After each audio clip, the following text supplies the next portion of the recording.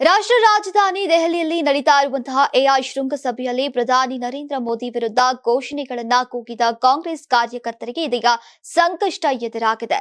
ದೇಶ ವಿದೇಶದ ಗಣ್ಯರ ಎದುರು ಶರ್ಟ್ ಬಿಚ್ಚಿ ಅರೆ ಬತ್ತಲೆಯಾಗಿ ಈಗ ಏನು ಪ್ರತಿಭಟನೆ ಮಾಡ್ತಿದ್ದವರ ವಿರುದ್ಧ ಇದೀಗ ಕೇಸ್ ದಾಖಲಾಗಿದೆ. ದೆಹಲಿ ಪೊಲೀಸರು ಸಾರ್ವಜನಿಕ ಸೇವಕನ ಕರ್ತವ್ಯ ನಿರ್ವಹಣೆಯಲ್ಲಿ ಅಡ್ಡಿಪಡಿಸುವುದು ಮತ್ತು ಕಾನೂನುಬದ್ಧ ಸಾರ್ವಜನಿಕ ಸುವ್ಯವಸ್ಥೆಯನ್ನ ಉಲ್ಲಂಘಿಸುವುದಕ್ಕೆ ಈಗ ಸಂಬಂಧಿಸಿದಂತೆ ಇತರ ಸೆಕ್ಷನ್ಗಳ ಅಡಿಯಲ್ಲಿ ನಾನ್ ಬೇಲೇಬಲ್ ಕೇಸನ್ನ ದಾಖಲಿಸಿದ್ದಾರೆ.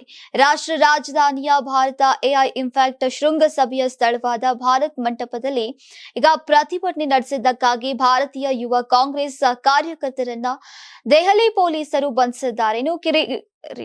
ಇನ್ನು ಕ್ರಿಮಿನಲ್ ಪಿತೂರಿ, ಸಾರ್ವಜನಿಕ ಸೇವಕರು ಕಾನೂನುಬದ್ಧವಾಗಿ ಘೋಷಿಸಿದಂತಹ ಸಾರ್ವಜನಿಕ ಆದೇಶವನ್ನ ಉಲ್ಲಂಘಿಸುವುದು ಮುಂತಾದ ಮೂಲಭೂತ ಕಾನೂನು ವಿಭಾಗಗಳನ್ನ ಸೇರಿಸಲಾಗಿದೆ. ಆದರೆ ಕಠಿಣ ವಿಭಾಗಗಳನ್ನ ಸೇರಿಸೋಕೆ ಕಾನೂನು ನಿಬಂಧನೆಗಳನ್ನ ಈಗ ಪರಿಶೀಲಿಸಲಾಗ್ತಾ ಇದೆ ಅಂತ ಪೊಲೀಸ್ ಮೂಲಗಳು ತಿಳಿಸಿವೆ.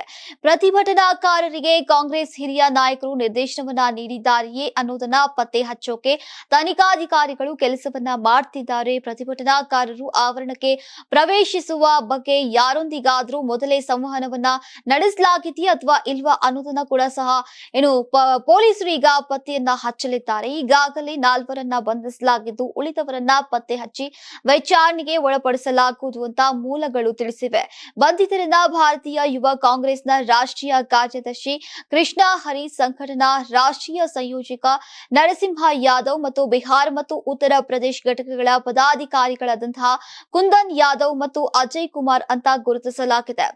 ದೆಹಲಿ ಪೊಲೀಸ್ ಮೂಲಗಳು ತಿಳಿಸಿರುವಂತಹ ಪ್ರಕಾರ ಪ್ರತಿಭಟನಾಕಾರರು ಆರಂಭದಲ್ಲಿ ಮುದ್ರಿತ ಬ್ಯಾನರ್ಗಳನ್ನ ಹಿಡಿದು ಕಪ್ಪು ಛತ್ರಿಗಳೊಂದಿಗೆ ಈಗ ಸ್ಥಳಕ್ಕೆ ಪ್ರವೇಶಿಸೋಕೆ ಯೋಜಿಸಿದ್ರು. ಭದ್ರತಾ ತಪಾಸಣೆಯ ಸಮಯದಲ್ಲಿ ಸಿಕ್ಕಿ ಬೀಳುವಂತಹ ಭಯದಿಂದ ಅವರು ತಮ್ಮ ಯೋಜನೆಯನ್ನ ಬದಲಾಯಿಸಿದ್ರು. ಬ್ಯಾನರ್ ಬದಲು ಮುದ್ರಿತ ಸಂದೇಶಗಳಿರುವಂತಹ ಟಿ ಶರ್ಟ್ ಗಳನ್ನ ಧರಿಸಿದ್ರು.